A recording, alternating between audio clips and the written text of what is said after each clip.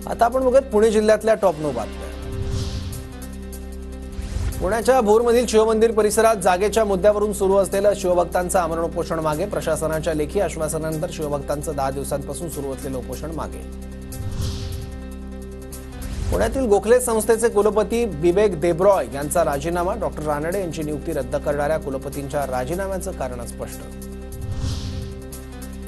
पुणे जिल्ह्यातील 18,94,000 लाडक्या बहिणींच्या खात्यात तिसरा हप्ता जमा। जिल्ह्यातील 19,37,000 महिलांनी केलेत अर्ज।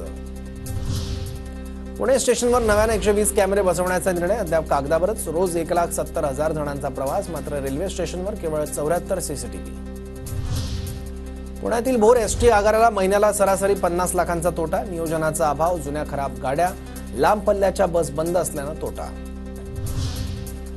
पुण्याच्या रिक्षा मित्र प्रीपेडमुळे रेल्वे प्रवाशांची लूट थांबली। 55 दिवसात 5,878 फेऱ्या, 1,000 रिक्षा चालकांचा समावेश।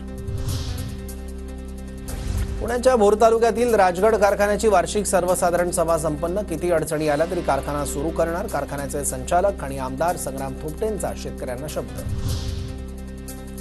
पुण्याच्या भोर तालुक्यात लंपी आजाराने पुन्हा डोकं वर काढलं। साळो गावातील 3 जनावरं लंपी आजारानं दगावली। शेतकरी चिंतेत। पितृपक्ष सुरू होताच पुण्यातील भाजीपाला महागला। चवळी आणि गवार 1,200 रुपयांवर, तर दर आणखी वाढण्याची शक्यता।